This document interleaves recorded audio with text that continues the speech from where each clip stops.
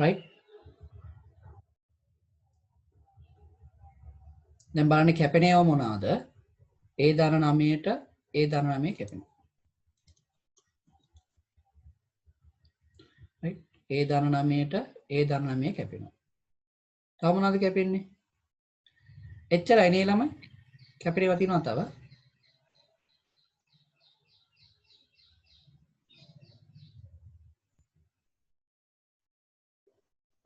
නෑනේ වෙන කැපෙනේව නෑ නේද? වෙන කැපෙනේව නෑ. ඒ නිසා අවසාන උත්තරේ ඉන්නේ මොකක්ද? A ධන 2 වතාවක් A ධන 1 වතාවක් A ඍණ 9 A ඍණ 9 බෙදීම යට තියෙනවා A ධන 3. මේක තමයි අවසාන උත්තරේ වෙන්නේ. වань මේ උත්තරේ ගත්තද කියලා. A ධන 2 වතාවක් A ධන 1 වතාවක් A ඍණ 9 බෙදීම A ධන 3. වෙන කැපිලා යන්නේව නෑ. කැපිලා යන්නේ නැත්තම් හරේ තියෙනව වෙනම ගුණ කරා ලබේ තියෙනව වෙනම ගුණ කරා. හරිනේ ළමයි සිම්පල්. හොඳයි. භාග බෙදීම ගානකට යමු අපි. භාග බෙදීම ගානකට. මේක ඔබට අපේ සිලබස් එකේ 10 සිලබස් එකේ නැති වුණාට අනිත් ඔයාලට මේක 11 වසරට යද්දී අවශ්‍ය වෙනවා. හරි? 11 වසරේ කට්ටියට අවශ්‍ය වෙනවා මේක. හොඳයි බලමු බලන්න. A ඍණ 25 A වර්ග ඍණ 25 A වර්ග ඍණ 25 බෙදීම A වර්ග ඍණ 9 බෙදීම අන්න බෙදීමක් තියෙන්නේ A ධන 5 බෙදීම A ධන 3. දැන් මොකද කරන්න කිව්වේ මම? දැන් මම මොකද කරන්න කිව්වේ? මෙහෙම තියෙන එකක ඉස්සලාම මේ බෙදීම අයින් කරගන්න ඕන. නේද? බෙදීම අයින් කරගන්නේ කොහොමද? මෙයාව ගුණ කරලා. එහෙනම් A වර්ගය අපි මේක සාධක හොයාගමු පස්සේ. හරි? A වර්ගය ඍණ 25 බෙදීම A වර්ග ඍණ 9. මේ බෙදීම ගුණ කිරීමක් කරන මොහොතේ මොකද කරන්නේ? මෙන්න මෙයාගේ පරස්පරය ගන්න. ඒතොර A ධන 3 උඩට එනවා. A ධන 5 යටට එනවා. හරි? ඔන්න ඔකයි. දැන් මොකද කරන්නේ? දැන් සුපුරුදු විදිහට භාග ගුණ කිරීමක් තියෙනවා. එහෙනම් සාධක හොයාගමු. සාධක හොයාගමු. A වර්ග ඍණ 25 කියන එකේ සාධක දැන් කෙලින්ම ලියන්න පුළුවන්. කාටද කියන්න පුළුවන් කෙලින්ම? 25 කියන්නේ 5 වර්ගයක් නිසා මට මේක ලියන්න පුළුවන් A ධන 5 වතාවක් ඍණ 5 කියලා. ඊළඟ මේකේ සාධක කියන්න කවුරු හරි කෙනෙක් A වර්ග ඍණ 9 සාධක කැඩෙනවද? A ඍණ 3 වතාවක් A ධන 3. A ඍණ 3 වතාවක් A ධන 3.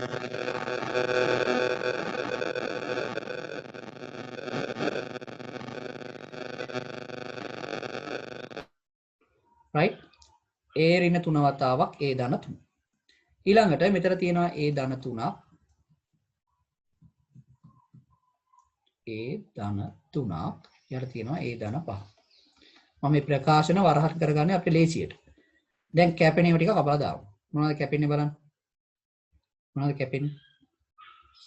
A ධන 5ට මෙතන A ධන 5 කැපෙනවා. හරි. A ධන 3ට A ධන 3ක් කැපෙනවා. තව කැපෙනේවා තියෙනවද? නෑ නේ. එන අවසාන උත්තරේ එනවා ලවේ ඉතුරුලා තියෙන්නේ A ඍණ 5 බලන්න. එන කවුරුත් ඉතුරුලා නෑ. යට ඉතුරුලා තියෙන්නේ A ඍණ 3. එන අවසාන උත්තරේ A ඍණ 5 බෙදීම A ඍණ 3.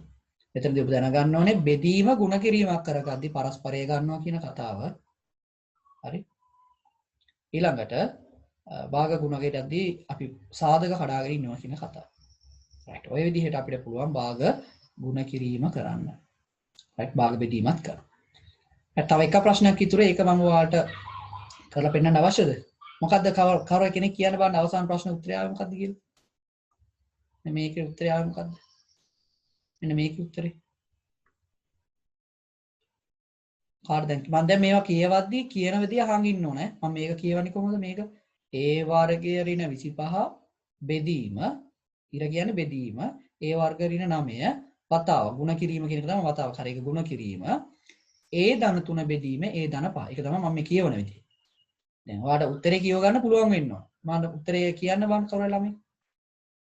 කෑ ළමයි A බෙදීම A ධන B වර්ගය. A බෙදීම A ධන B වර්ගය. A ධන B ගේ සම්පූර්ණ වර්ගයේද? ඔව්. මේක උත්තරේ. බලන්න මේක ආපු නැති කට්ටිය රේස් හෑන්ඩ් දෙන්න.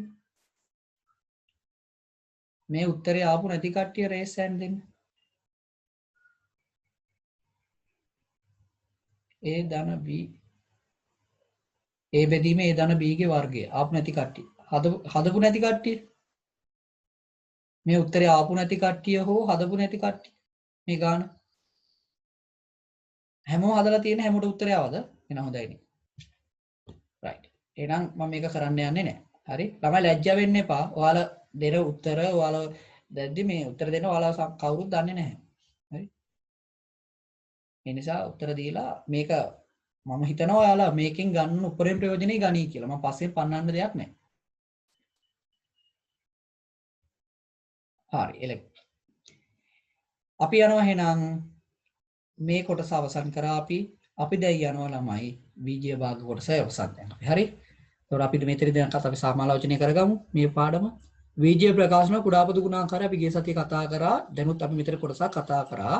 ඒ කොටස බලා ගන්න අවශ්‍ය නැවත මේ ෂෝට් නෝට් එක දිහා ගිහින්. හරි.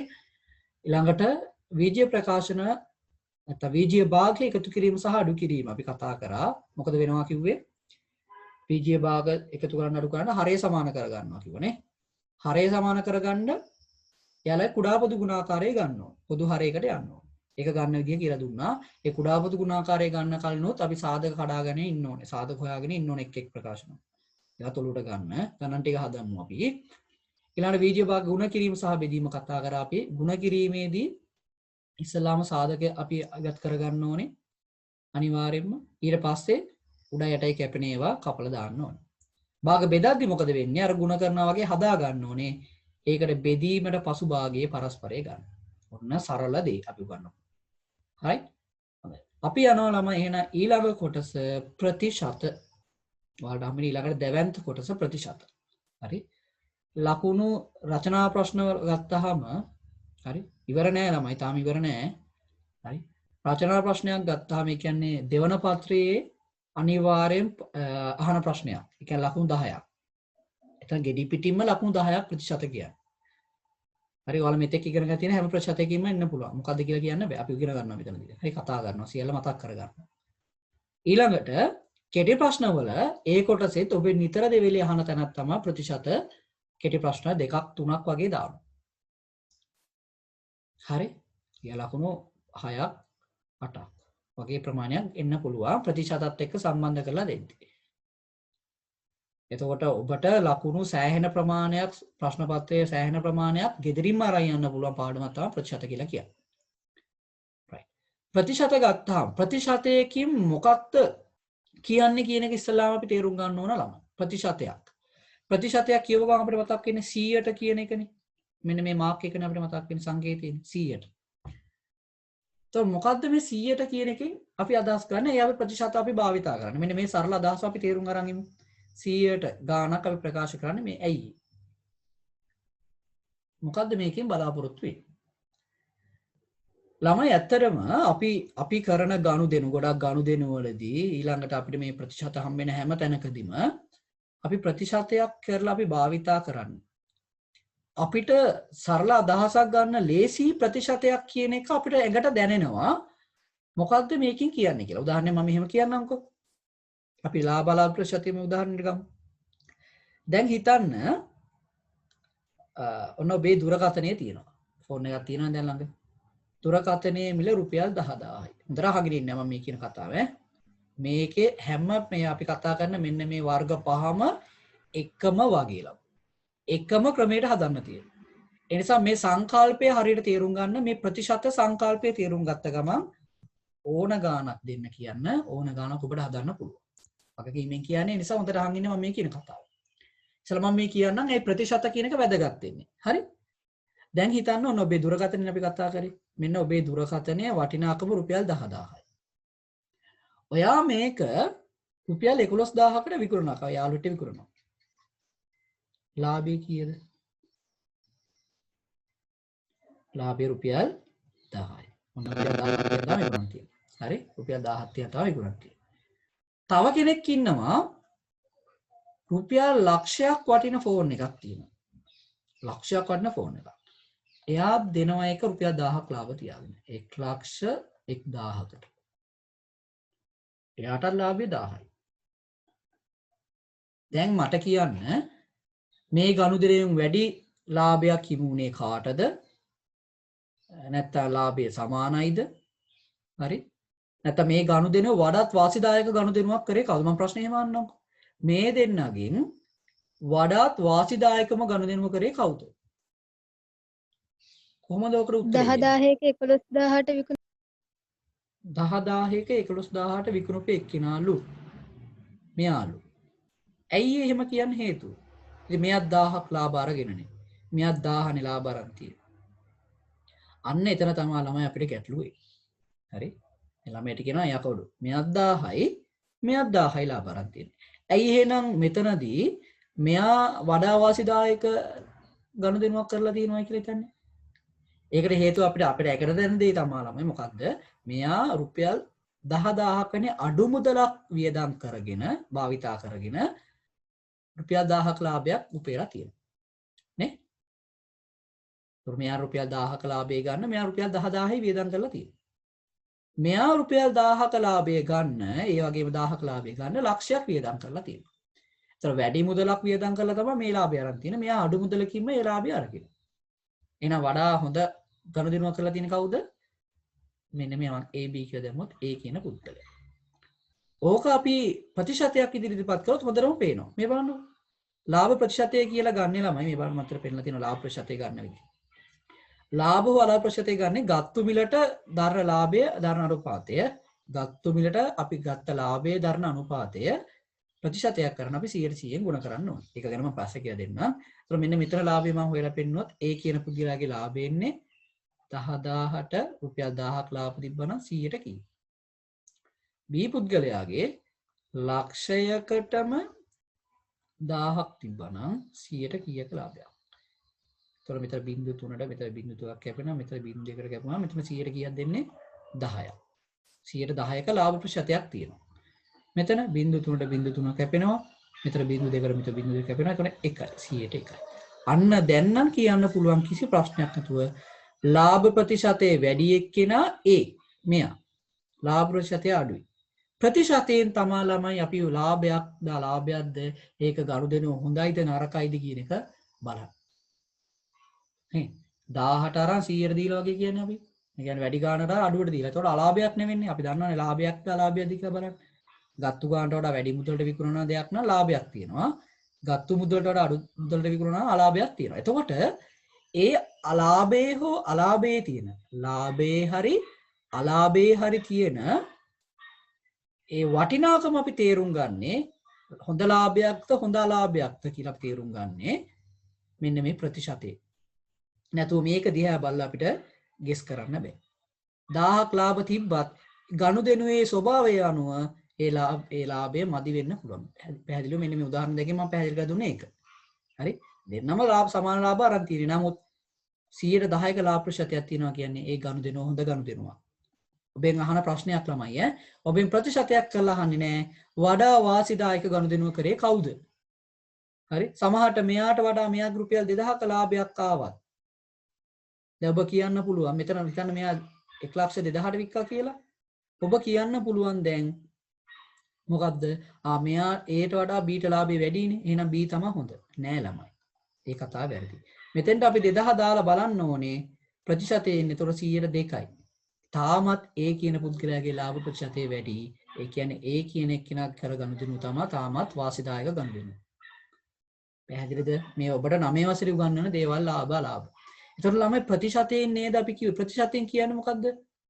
110යි කියන එකේ තේරුම මොකද්ද? ලාභයක් න රුපියල් 100ක ගනුදෙනුවකට හරි රුපියල් 100ක ගනුදෙනුවකට ලාභය 10ක් තියෙනවා. මොකද්ද 100 ලාභ ප්‍රතිශතය 110 කියන එකේ තේරුම මොකක්ද? 100ටනේ 100ට තමයි අපි හැමතිස්සෙම ගෙස් කරන්නේ. රුපියල් 100ක් ගැන හිතලා තමයි චෙක් කරලා බලන්නේ 100කට ලාභය කීයද? එතකොට අපිට අදහසක් ගන්න පුළුවන්. ඒක 100ට 50ක් කියන ටිකක් හොඳයි. 100ට 2ක් 5ක් කියන්නේ ටිකක් අඩුයි නේද ලාභය. 190ක් හොඳටම හොඳයි. අන්න අපිට දලා දහසක් ගත්ත හැකි මේ ගනුදෙනුවේ ස්වභාවය ගැන. එහෙනම් 100ට කියන එකෙන් අපි අදහස් කරලා පෙන්නන්නේ ප්‍රතිශතයෙන් පෙන්නන්නේ ළමයි අර පුංචි ගාණක් අපිට ලොකු කරලා පෙන්නනවා මෙන්න මෙච්චර ප්‍රතිශතයක් තියෙන්නේ. ඒකෙන් තමයි අපි චෙක් කරගන්නේ කොහොමද ගනුදෙනුවේ ස්වභාවය. එහෙනම් 100ට 10යි කියන එකේ ලාභ හෝ අලාභ ප්‍රතිශතයක් නම් 10 කියන එකේ තේරුම මොකක්ද? රුපියල් 100ක ගනුදෙනුවකට ලාභය 10යි. නැත්නම් 100ක ගනුදෙනුවට අලාභය 10යි. වට්ටම් ප්‍රතිශතය 115යි කියන එකේ තේරුම එනවා. වට්ටම් ප්‍රතිශතය 115යි කියන එකේ තේරුම රුපියල් 100ක අපි දැන් වට්ටමක් කියන්නේ මොකද්ද? පාරිභෝගිකයාට ලබා දෙන අඩුවීමක් නේ. පාරිභෝගිකයාට ලබා දෙන ස්ක්‍රීන් එකේ පේන්නේ නැද්ද? පේනවා. 115ක් ඒතර වට්ටමක් කියන ළමයි පාරිභෝගිකයාට ලබා දෙන මොකක් හරි සහනයක් නේ. හරි. මොකක් හරි ඒ වට්ටම කියන එක අපි මෙතන 115යි කියන එකේ අදහස රුපියල් 100ක දෙයකට වට්ටම කීයක් හම් වෙනවද? 15. රුපියල් 100ක ඇඳුමක් කියලා හිතමුකෝ. ඔන්න සේල් කියලා ගහලා තියෙන්නේ. සේල් කියන්නේ වට්ටමක් කියන එක තමයි ළමයි. හරි. සේල් කියලා ගහලා තියෙන්නේ. එතකොට මොකද කරන්නේ? අර ලේබල් කරලා තියෙන වටිනාකමට වඩා අඩු වටිනාකමට දෙනවා. එතකොට 115යි කියන එකෙන් අපි අදහස් කරගන්නේ මොකද්ද? රුපියල් 100ක ඇඳුමක් රුපියල් 15ක් අඩු කරලා දෙනවා. ඒ කියන්නේ වට්ටම රුපියල් 15යි. කොමිස් ප්‍රතිශතය 130යි කියන එකේ තේරුම මොකද්ද? රුපියල් 100කට කරන බිස්නස් කොමිස් කියන්නේ මොකක් හරි ගනුදෙනුවකින් හම් වෙන දෙයක් නේ. මම ඒව ගැන කතා කරනවා. හරි. එතකොට මම මේ ප්‍රතිශතය කියන එක ඔළුවට දාන්න යන්නේ. 130යි කියන එකේ තේරුම මොකද්ද? කොමිස් ප්‍රතිශතය 130යි කියන්නේ රුපියල් 100ක ගනුදෙනුවකට කොමිස් එක රුපියල් 30ක් ගන්නවා. පොලි ප්‍රතිශතය 105යි කියන එකේ තේරුම මොකක්ද? අපි පොලියක් හම්බෙන්නේ ණය මුදලකට මොකේකට හරි කිව්වොත් ණය මුදලකට 115ක පොලි ප්‍රතිශතයක් තියෙනවා. ඒ කියන්නේ ණය රුපියල් 100ක් වෙන වෙලාවට පොලිය රුපියල් 5ක් වැටෙනවා.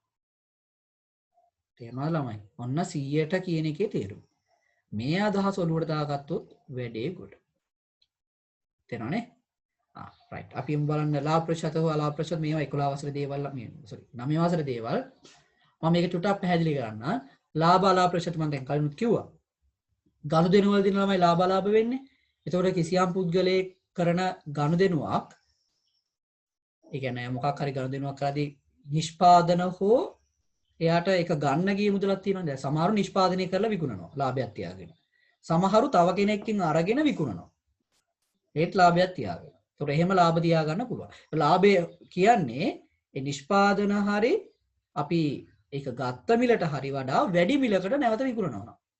අලාභයක් වෙන්නේ ඔයාලා දන්නවා ගත්ත මුදලට වඩා අඩු මුදලකට විකුණනවා. ඒක ලාභ හෝ අලාභ ප්‍රතිශතය අපි එතකොට ලාභ හරි අලාභය හරි අපි තීරණය කරන්නේ කාට සාපේක්ෂවද? අපි ගන්න මිලට සාපේක්ෂව. ඒ නිසායි ළමයි ලාභ හෝ අලාභ ප්‍රතිශතයේදී ගත් මිලෙන් අපි ලාභය හරි අලාභය හරි බෙදන්නේ. ඒතර මම මෙතන කියන්න ඕන තව කතාවක්. ඔබ ඕනම තැනක ප්‍රතිශතයක් කරන්න වුණොත් ඔබ ඒක එතන දශම සංඛ්‍යාවක් හරි භාග සංඛ්‍යාවක් හරි තියෙන්න ඕනේ. ප්‍රතිශතයක් කරන්න. ඒකෙන් කිසියම් දෙයකට සාපේක්ෂව තමයි අපි ප්‍රතිශතයක් කියද්දී කියන්නේ. 100ට සාපේක්ෂව ඉදිරිපත් කරන්නේ. එහෙනම් ඔබ ගාව භාග සංඛ්‍යාවක් හරි දශම සංඛ්‍යාවක් හරි තියෙන්න ඕන. භාගයක් හෝ දශම සංඛ්‍යාවක් 100%න් ගුණ කරපුවම තමයි ඒක ප්‍රතිශතයක් බවට පත් වෙන්නේ. හරි ඒකත් ඔලුව තියාගන්න. ඒතකොට මේ තියෙන මම හදාගත්ත භාගය. ලාභය කියන එක අපි තීරණය කරන්නේ කාට සාපේක්ෂවද? ගත් මිලට අනුව. ඒ නිසායි ලාභය කියන එක ගත් මිලෙන් බෙදලා 100%න් ගුණ කරපුවාම ලාභ ප්‍රතිශතයක් එන්නේ. ඒක අලාභයක් වෙන්න පුළුවන්. පැහැදිලිද? වට්ටම අපි ප්‍රකාශ කරන මට කියන්න බලන්න කලින් මේක පෙන්වන්න කලින් කියන්නේ වට්ටම කියන එක අපි තීරණය කරන්නේ මොකේට අනුවද? වට්ටමක් කියන එක අපි තීරණය කරන්නේ මොකේට අනුවද? දැන් අපි ඔන්න ඔයාලා යනවා ඇඳුමක් ගන්න. වට්ටමක් ලැබෙනවා ඒ ඇඳුමට. වට්ටම කියන එක අපි තීරණය කරන්නේ ඒ ඇඳුමට ලැබෙන වට්ටම තීරණය කරන්නේ මොකේට අනුවද? ඇඳුමේ මිලට අනුව. ඒ කියන්නේ ලේබල් කරලා තියෙන මිලට අනුව. ඇඳුම ගහලා තියෙනවා රුපියල් 500යි කියලා. එහෙනම් 500ට සාපේක්ෂව තමයි වට්ටම අපි තීරණය කරන්නේ. එහෙනම් වට්ටම බෙදන්න ඕනේ මොකෙන්ද? ඒ ලේබල් කරපු මිලේ. ඒතර තමයි භාගය හැදෙන්නේ. එහෙනම් වට්ටම් ප්‍රතිශතය කියන්නේ වට්ටම බෙදීම ලකුණු කරපු මිල ගුණ කිරීම 100%. මේ 100% ගුණ කරන් ප්‍රතිශතයක් කරා. වට්ටම කියන එක මොකක්ද ළමයි? වට්ටම කියන්නේ පාරිභෝගිකයාට හම් වෙන, ඒ කියන්නේ අපිට හම් වෙන වාසියක්. මොකද වෙන්නේ වට්ටමේදී අර ලකුණු කරලා තියෙන මිලට වඩා අඩු මිලකට තමයි අපිට හම්බෙන්නේ. ඉතින් අඩු වෙන මිලට තමයි අපි කියන්නේ වට්ටම කියලා. ලකුණු කළ මිලෙන් අඩු කරන මුදල. right මේවා එකපාර හදන්නේ කොහොමද කියලා කියලා දෙන්න ගණන් වලදී. ඊට කොමිස් මම මේ තාම මේවා ටික පැහැදිලි කරනවා. මේ ප්‍රතිශත 9 වසර තියෙන ටික වලින්. ටක් ගාලා කියනවා. කොමිස් ප්‍රතිශත. කොමිස් එකක් කියන්නේ මොකද්ද ළමයි? කොමිස් එකක් කියන්නේ මොකක් හරි කොමිස් එකක් ගන්නෙ මොනවටද? කොමිස් ගන්නෙ ළමයි තරවකරුවෝ. බ්‍රෝකර්ස්ලා කියන්නේ. තරවකරුවෝ. බ්‍රෝකර් වැඩ කරන කට්ටිය. අතරමැදියෝ. හරි? අතරමැදියෝ. අපි මොකක් හරි ගනුදෙනුවක් කරගන්න. අපි ඉඩමක් විකුණ ගන්න, නිවාසයක් විකුණ ගන්න, වාහනයක් විකුණ ගන්න, නැත්නම් මොන හරි අපි මිලදී ගන්න. අපිට සිද්ධ වෙනවා තරවකාරයෝ සහභාගී කරගන්න. සමහර අවස්ථාවල. ඒ වගේ වෙලාවදී ඒ පුද්ගලයාට ගෙවන කොටස තමයි අපි කියන්නේ කොමිස් මුදල කියලා. කොමිස් මුදල තීරණය කරන්නේ ළමයි අපි කරන ගනුදෙනුවේ වටිනාකමට සාපේක්ෂව. ගනුදෙනුවේ වටිනාකම අපි ඉඩමක් වික්කොත් විකුණන ඉඩමට අනුව තමයි යා කොමිස් එක ඉල්ලන්නේ. මට ඉඩමේ වටිනාකමෙන් 5% ඕන. වාහනයක් වික්කොත් මට වාහනේ වටිනාකමෙන් 5% ඕන. ඒ නිසා කොමිස් ප්‍රතිශතය හොයන්න නම් ඒ අපි විකුණන මොකක් හරි දෙයක වටිනාකමට අනුව තමයි අපි අනුපාතය බලන්න ඕනේ. එහෙනම් කොමිස් මුදල කියන්නේ කොමිස් මුදල මේ ප්‍රතිශතය කියන්නේ කොමිස් මුදල බෙදීම ඒ අදාළ ගනුදෙනුවේ වටිනාකම ගුණ කිරීම 100%. මේ ඔයාලා දන්න දේවල්. හරි? right? එතකොට මේ කොමිස් ප්‍රතිශතයේදී අපිට එක දවසකුත් ගැටලුවක් ආව ළමයි මේක right මේක ආකාර දෙකකට එන්න පුළුවන්. ඒ ආකාර දෙක ගානට අනුව තීරණය කරගන්න ඕනේ. සමහර කොමිස් ආකාර දැන් බ්‍රෝකර්ස්ලා ඉන්නවා මෙහෙම. හරි? හොඳට මතක තියාගන්න. හරි? අපි හිතමු රුපියල් ලක්ෂයක් වටින ඉඩමක් තියෙනවා කියලා. බ්‍රෝකර්ස්ලා ආකාර දෙකයි. ඔබට ගාන එන්නේ මොකෙන්ද කියලා ඔබ තීරණය කරන්න ගානේ ස්වභාවයට අනුව. මට කියන්න බෑ එතකොට මොකක්ද හරියටම කියලා. ලක්ෂයක් වටින ඉඩමක් විකුණන බ්‍රෝකර්ස්ලා දෙන්නෙක් ඉන්නවා. ඒ දෙන්න දෙආකාරයකට මේක කරන්න පුළුවන්. එකක් තමයි බ්‍රෝකර්ස්ලා ඉන්නවා. ඒ කියන්නේ තරවකාරයෝ ඉන්නවා. මේ ලක්ෂයේ ඉඩම තව කෙනෙක්ට මිල කියන්නේ එයා ගානක් තියාගෙන. එයා තියාගන්න 20000ක්. එයා තියාගන්නවා මේ ලක්ෂය. කවුරුයි කෙනෙක් කියන පුද්ගලයෙක් මට ලක්ෂයක ඉඩමක් තියෙනවා ඉඩම විකුණන්න ඕනේ. ඔයා ගානක් තියාගෙන විකුණන්න ඒක ප්‍රශ්නයක් නෑ. අන්න එයා තියාගන්න ගානට අපි කිව්වේ කොමිස් මුදල කියලා. නේ කමිෂන් එකක් තියාගන්න. දැන් පිට රටින් එහෙම අපි ඔය දේශපාලඥයෝ එහෙම කරන්නේ ඕකනේ ළමයි. පිට රටින් ලංකාවේ ඒවට නිෂ්පාදනය කරන්න දෙන්නේ නෑ. ඇයි ඒ? කොමිස් ගහ ගන්න බෑ. ඇයි කොමිස් ගහ ගන්න බැරි? එයාලා කියනවා දැන් අපි හිතමු පරිප්පු වෙනවා. ඉන්දියාවෙන් පරිප්පු වෙනවා. පරිප්පු වලදී සීනි පරිප්පු කිලෝ එකකට රුපියල් 100යි කියලා හිතමු. එයාලට ඕනේ රුපියල් 100යි. ලංකාවට ගන්න 100 ගානේ. ලංකාවේ ඉන්න පාරිභෝගිකය ඒ පැත්ත බාරව ඉන්න මොකෙක් හරි එකෙක් ඉන්නවා දේශපාලඥයෙක්. ඌ කරන්නේ මොකක්ද? ඌ කියනවා පිට රටින් ගෙනාව 120ට ඒකට තව ටැක්ස් එකකුත් එක කරලා 150 විතර දෙනවා. එතකොට මේ 20 කියන්නේ අන්න යාට එනවා මේ කොමිස් එකක්. 100ට ආපු එක 120ට ආවා කියලා කියනවා. කියලා තව ටැක්ස් එකකුත් එකතු කරලා අපිට එවනවා 150 විතර. දැක්කද? අර මෙයාල් එතකොට අර මේක නිෂ්පාදනය කරපු කට්ටියට එයාලට අවශ්‍ය මුදල ගිහිල්ලානේ 100 නේ එයාලට ඕනේ. ප්‍රශ්නයක් නැහැ. ඔයාලා මොනා කරගත්තද අපිට ප්‍රශ්නයක් නැහැ. මට 100ක් ඕන. එතකොට මේ ඉඩම රුපියල් ලක්ෂයක් නම් ගනුදෙනු කරුවා කියනවා මට මේ ඉඩමට ලක්ෂයක් ඕනේ. ඔයා කීයක් හරි තියාගෙන විකුණන්න ප්‍රශ්නයක් නැහැ. එහෙනම් මෙයා 1,20,000ට විකුණනවා. එතකොට කමිෂන් එක යනවා රුපියල් 20000ක්. තව කට්ටිය ඉන්නවා මෙහෙම. ලක්ෂයක් වටින ඉඩම විකුණලා දෙන්න මම 100%ක් අය කර ගන්නවා ආගේ වටිනාකම. උගක් ගණන් යන්නේ මේ ක්‍රමයට. මම මේ මාක් කරන ක්‍රමයට. රුපියල් ලක්ෂයක් වටින ඉඩම විකුණලා දෙන්න 100%ක කමිෂන් එකක් ගන්නවා. ඒ කියන්නේ එයා ගන්නේ ඉඩමේ වටිනාකමෙන් 100%ක්. එතකොට අර ඉඩම අයිතිකාරයට යන මුදල ලක්ෂයක් නෙමේ තව මුදලක් අඩු වෙනවා. මේකෙන් කොටසක් නේ යාට ඕනේ. එයා තව කෙනෙක්ට විකුණන්නේ ලක්ෂයටම තමයි. ලක්ෂයට විකුණලා දෙනවා. ඒතකොට ගන්න එක්කෙනා ගන්නේ ලක්ෂයට. මෙයා මොකද කරන්නේ? ඒ ලක්ෂය අරන් මෙයාට දෙද්දී කමිෂන් එක ඒකෙන් තමයි කොටසක් මේ තරවකරුවේ තියාගන්න. පැහැදිලිද ආකාර දෙක? මොකද පළවෙනි ආකාරය අදාළ වටිනාකමට තව මුදලක් ඇඩ් කරලා විකුණන තරවකාරයෝ ඉන්නවා. යා මුදලක් ඇඩ් කරනවා. සමහර කට්ටිය ඉන්නවා මේ තියෙන මුදලෙන් යා මුදලක් අඩු කරගෙන මෙයාට දෙනවා. ඒ කියන්නේ විකුණන ලෙවල ඒකේ යා මුදලක් අඩු කරගෙන තමයි අයිතිකාරයට දෙන්නේ. ඔන්න ඔය ආකාර දෙකෙන්ම එන්න පුළුවන්. ඒතර එදා ගාන ඇවිල්ලා තිබ්බේ ළමයි මෙන්න මේ ආකාරයට. එයා විකුණන්නේ මේ විදිහට. එදා අපි සාකච්ඡා. හුඟක් ළමයි ගාන හදලා තිබ්බේ මේ විදිහට. ඒක ඇත්තටම ගානේ අඩුපාඩුවක්. ඇත්තට මම ඒකේ ලකුණු දෙන්න ඕනේ. හරිනම්. මේ ලක්ෂ 2ක්ද 20ක්ද කියලා උත්තරය අවසන්ට ආවේ. ඒක ලකුණු දෙන්න ඕනේ. ළමයට මේ පැත්තෙන් හිතන්නත් පුළුවන්. මම හිතුවේ අර පැත්තේ. ඒ ගාන විශේෂ කරලා කියන්න ඕන හරිනම්. තරව කරුවාට යන එනම් ඉඩමේ වටිනාකම මෙච්චරක් දෙනවා නම් තරව කරුවාට යන මේ නැත්තම් අදාළ පුද්ගලයා කොච්චර මුදලක් හම් වෙනවද කිව්වොත් ගාන හදන්න. අපි ගණන් වලදී බලමු කොහොමද හදන්නේ කියලා. මම කමිෂන් එකක් ගැන කියලා දුන්නා. right. දැන් යනවා ළමයි අපි බදු ප්‍රතිශත වලට. බදු ප්‍රතිශත වලට. තමයි. ප්‍රතිශත බදු කියන්නේ මොකක්ද කියලා දන්නවද ළමයි? බදු කියන්නේ බද්ද කියන්නේ. ඒ ආදි කාලේ ඉඳන් මේ ළමයි මේ වගේ මේ ලොකු දේවල් නෑ. ගාන හදද්දි මේ අපි කතා කරන ගණන් වර්ග පහ. ලාභ වට්ටම් කොමිස් බදු මේකේ අර්ථය දැනන් ඉන්න ඕන. ලාභයේදී මොකද වෙන්නේ? වට්ටමකදී මොකද වෙන්නේ පාරිභෝගිකයට? කමිෂන් එකකදී මොකද වෙන්නේ? බද්දකදී මොකද වෙන්නේ? ඊට පොලි ගැන කතා කරන ඕකදී මොකද වෙන්නේ කියලා ඔබ දැනන් ඉන්න ඕන. ගාන හදන්න නම්. වට්ටමකදී පාරිභෝගිකයට ගාන අඩු කරලා දෙනවා කියලා ඔබ දැනගන්න ඕන. කොමිස් එකදී අර මම කියලා දුන්න කාරණා දෙකම වෙන්න පුළුවන් කියලා දැනගන්න ඕන. ලාභයක් අලාභයක් කියන්නේ මොකක්ද කියලා දැනගන්න ඕන. ඒ නිසායි මම ඉස්සලාම මේ මොනවද කියන්නේ කියලා පැහැදිලි කරන්නේ. හරි? තාම ගණන් හදන්නේ නැහැ. ඒ නිසා සාවධාන වහන් ඉන්න මේ කියන්නේ මොකක්ද කියලා. හරි වැදගත් මේ කතාව ඔලුවට දාගෙන තියාගන්න. right. බද්දක් කියන්නේ මොකද්ද? තමයි බදු ගහන්නේ කවුද? එහා ගෙදර කට්ටියද? ඈ? එහෙම පුළුවන් ද අපිට දැන් මම මොකක් හරි කරා මට පුළුවන් ද බද්දක් ගහන්න? නෑ මම ගහන එක නෙමෙයි බද්ද කියන්නේ. මම තියාගන්නේ වට කියන්න පුළුවන්. දැන් හිතන්නකෝ. ඔන්න දැන් මම ලැප්ටොප් එකක් කාට හරි අරන් දීලා මම ලැප්ටොප් එකේ යාට අරන් දීලා බද්දක් ගහනවා. එහෙම ගහන්න පුළුවන්. ඒකට බද්දක් කියන්න බෑ ළමයි. ඒවට අපි කියන්න පුළුවන් කමිෂන් එකක් කියන්න පුළුවන් නැත්නම් ලාභය. ඒවට නම් තියෙනවා.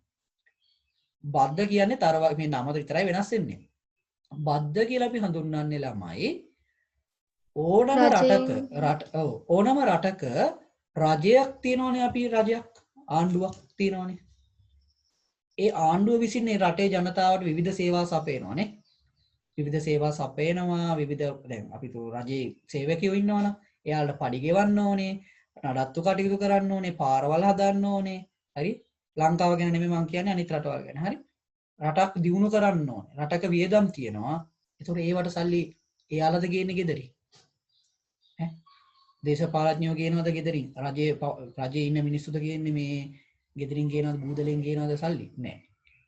ඒ වියදම් ටික පියව ගන්න ඍජුව හරි වක්‍රව හරි ළමයි මොකද කරන්නේ? රටේම මිනිස්සුන්ගෙන් සල්ලි එකතු කරගන්න. ඍජුව හෝ වක්‍රව. ඒ කියන්නේ කෙලින්ම ගන්න බදුත් තියෙනවා අපිට ඇඟට නොදෙන යන බදුත් තියෙනවා. හරි? අපි බලමු චොල් මොනවද ඒවා කියලා.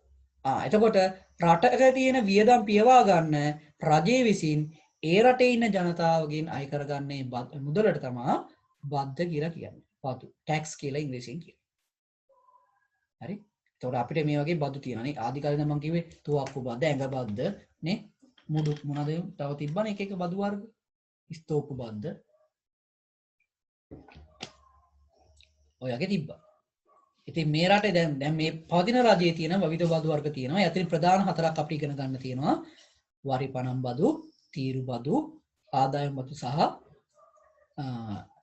වැට් එක. නැත්නම් එකතු කළ අගේ මත බදු. මොනවාද මේ කියන්නේ කියලා ඉස්සලා අපි බලමු. මේ ඔක්කොම එකයි ළමයි. ඔක්කොම එකයි. එකම වගේ ගාණා දන් තියෙන්නේ. ගණන් වලදී අපි බලමු. හරි? ඉස්සලා ඔළුවට දාගන්න වරිපණම් බද්දක් කියන්නේ මොකක්ද කියලා ඔබ දැනන් ඉන්න ඕනේ. තීරු බද්දක් කියන්නේ මොකක්ද කියලා දැනන් ඉන්න ඕනේ. දැන් අංගියට මල්ලියට කියලා දෙන්න ඕන වුණොත් ඒක කියලා දෙන්න තේරුමක් තියෙන්නේ. ගාණා හදන විදිය නෙමෙයි කියලා දෙන්නේ. මේ කියන්නේ මොකක්ද කියලා දුන්නාට පස්සේ ළමයා තේරුම් ගන්නවා. හරි. එහෙනම් මේකයි වෙන්න ඕනේ. right? හොඳයි. ගොඩක් වෙලාවට ළමයි බදු එකතු කරන එක රටේක බදු එකතු කරන එක මාසිකව එක කාර්තුවකට නැත්නම් වාර්ෂිකව සිදු කරනවා. හරි. එක අවස්ථාවල වෙනස්. සමහර වරිපණම් බදු ගත්තොත් මාසික වරිපණම් බදු අය කරන අවස්ථා තියෙනවා, වාර්ෂික කරන අවස්ථා තියෙනවා. එහෙම නැත්නම් කාර්තු වශයෙන් කරන අවස්ථාත් තියෙනවා. මේ කාර්තු කියන වචනේ හරි වැදගත් ඈ ළමයිට පැටලෙන තැනක්. කාර්තුවක් කියන්නේ ළමයි මාස 3ක්. මාස 3 එකයි. සාමාන්‍ය බැංකුවල වැඩ කරන කට්ටියන් අහනවා කාර්තු කියලා අපි මාස 3 කොටස් වලට කඩා ගන්නවා අවුරුද්ද. ඒතොර ඒ කාර්තු වලට පොලිගණනය කරන අවස්ථාවක් තියෙනවා. කාර්තුවක් කියන්නේ මාස 3යි. එහෙනම් 3 ඒවා කීයක් තියෙනවද අවුරුද්දකට? 4ක්. එහෙනම් අවුරුද්දකට කාර්තු 4යි. ඕක පටල ගන්න නැතුව මොකක් හරි ක්‍රමයකින් මතක තියාගන්න. හරි? කාර්තුවක් කියන්නේ මාස 3යි. කාර්තු 4ක් තියෙනවා අවුරුද්දකට. මොකක්ද වැදගත් ඈ right මුලින්ම අපි කතා කරන වෙනවා වරිපණම් බදු right වරිපණම් බදු වරිපණම් බද්දක් කියන්නේ මෙන්න මේකයි ළමයි හරි දැන් ඔයාලා දන්නවනේ නගර ආසන්නයට ගියාට පස්සේ හරි නගර ආසන්න විතර නෙමෙයි ඔයාලගේ දැන් අම්මලා තාත්තලා අහලා බලන්න අපි ඉන්නේ යම් රජයක් යටතේ නිසා අපේ ඉඩම් කඩම් වලටත් රජයේ යම් අයිතිවාසිකමක් තියෙනවා. ඔයාලට ඉඩමේ අයිතියක් තිබ්බා වුණාට මේ සම්පූර්ණ භූමිය අයිතිය තියෙන්නේ රජයට. හරිද ළමයි? එතකොට ඔයා මොකක් හරි නිවාසයක්, ඉඩකඩමක්, ගොඩනැගිල්ලක්, නැත්නම් මොකක් හරි ව්‍යාපාරික ස්ථානයක් මොකක් හරි දෙයක් ඔයා පවත්වාගෙන යනවා නම් ඔයාට සිද්ධ වෙනවා ළමයි ඍජුවම. මේක වරිපණම් බද්ද කියන්නේ ඍජුවම කියන එකක්. හරි? ඔයාට සිද්ධ වෙනවා වරිපණම් බදු කියලා රජයට බදු මුදලක් ගෙවන්න. ඒතකොට වරිපණම් බද්ද කියන්නේ මොකද්ද? ඒතකොට ඔයා යම් ප්‍රදේශයක් තුල, ඒ කියන්නේ නගර සභාවක් තුල වෙන්න පුළුවන්, ප්‍රාදේශීය සභාවක් තුල වෙන්න පුළුවන්, යම් පළාතක් තුල මොකක් හරි තැනක ඔයා නිවාසයක්, ඉඩකඩමක්, ගොඩනැගිල්ලක් මොකක් හරි නැත්නම් ව්‍යාපාරික ස්ථානයක් පවත්වාගෙන යනවා නම් ඒ පවත්වාගෙන යන්න ඉඩ දෙන නිසා හරි පවත්වාගෙන යාමට දෙන ඉඩ නිසා රජය විසින් අය කරගන්නා මුදලට තමයි ඔය වරිපණම් බදු මුදල කියලා කියන්නේ. ඒතර ඔයාලගේ අම්මලා තාත්තලා අහලා බලන්නකෝ. දැන් අපේ පැත්තේ නම් ඇවිල්ලා මේ අවුරුද්දකට සැරයක් එනවා. කවුද කෙනෙක් ඇවිල්ලා මේ වරිපණම් බදු එකතු කරගෙන රුපියල් 40ක් වගේ තමයි දෙන්න ඕනේ. සාමාන්‍ය ගමක ඉන්න කට්ටියට අඩුයි. ඕක වැඩි ළමයි නාගරික කට්ටියට. නගරයක ගෙයක් හදලා තියෙන කට්ටියට, නාගරික ව්‍යාපාරික ස්ථානයක් දාලා තියෙන කට්ටියට, නගර ඉඩම් අරන් තියෙන කට්ටියට අවුරුද්දකට ගානට ගෙදරට එනවා.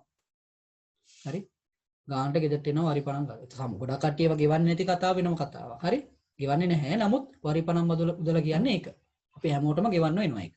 කියන්නේ යම් ඉඩමකට, නිවාසයකට, ගොඩනැගිල්ලකට නැත්නම් ව්‍යාපාරික ස්ථාන වලට ගෙවන්න වෙන මුදලට තමයි අපි කියන්නේ වරිපණම් බදු මුදල කියලා. උදාහරණයක් බලන්න මෙන්න මේක.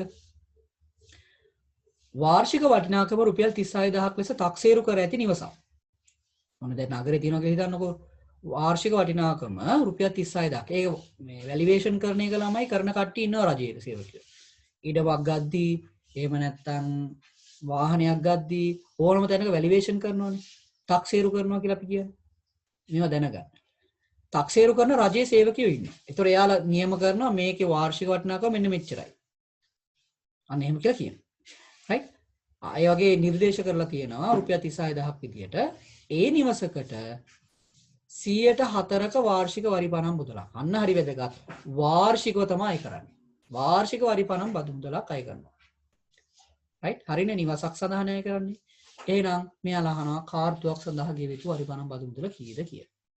අපි ඉස්සලාම හොයාගමු අපි ගාව තියෙන්නේ මොකක්ද? ඔන්න බලන්න ගාන හදන විදිය. හරි? මම කලින් ප්‍රතිශතයක් කියන්නේ මොකද්ද කියලා දුන්නානේ. දැන් බලන්න ඔක කරකව ගන්න විදිය.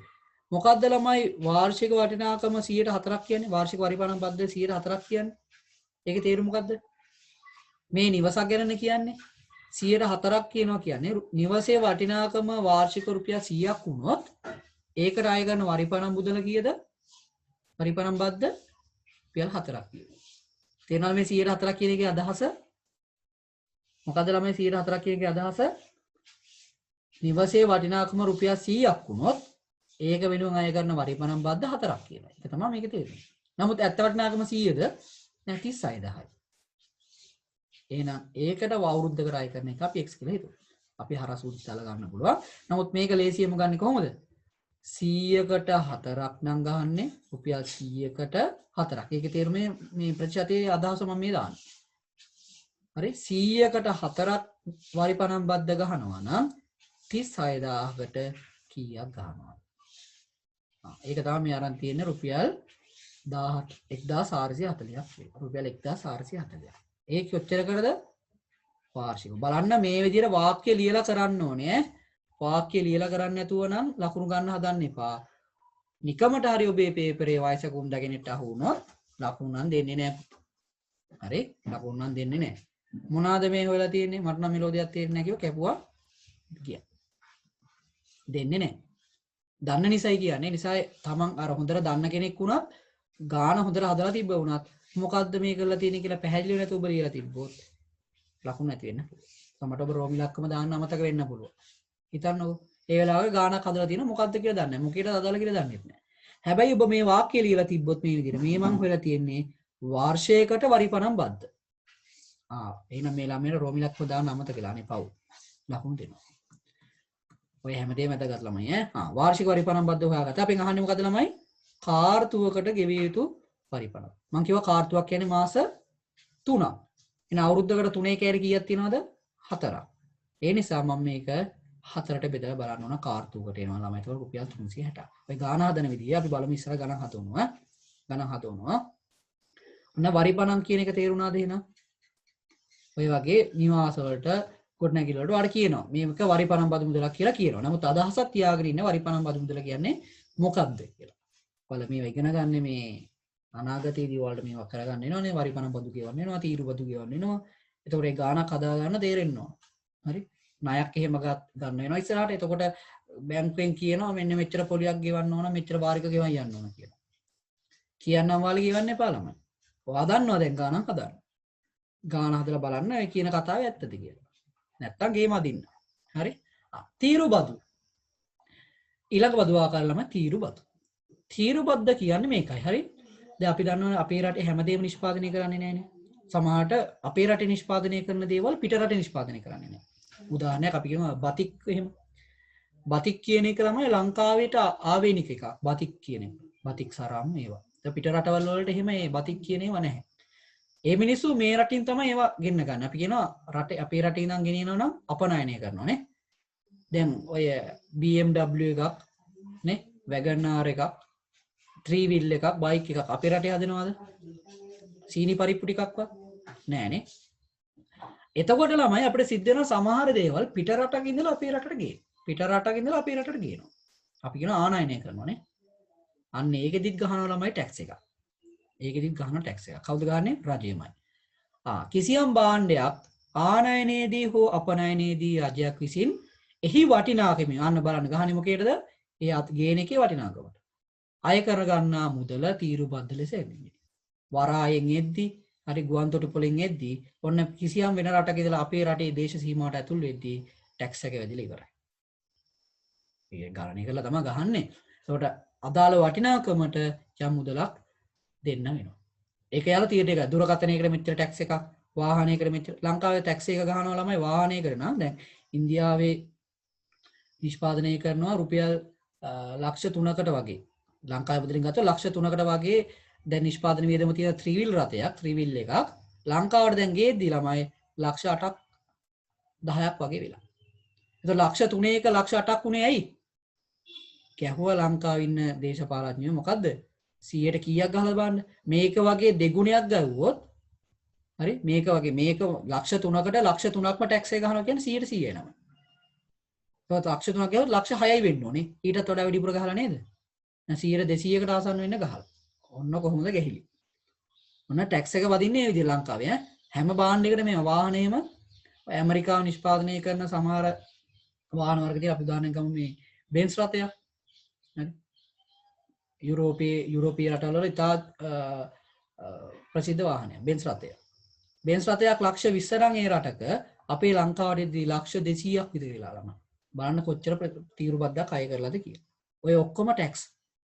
ඕවා තමයි යන්නේ රජයේ මිනිස්සු රජයේ ඉන්න දේශපාලඥයන්ට බෙදලා ගන්න. ඇත්තටම ඒව ගහන්නේ මොනවා සඳහාද?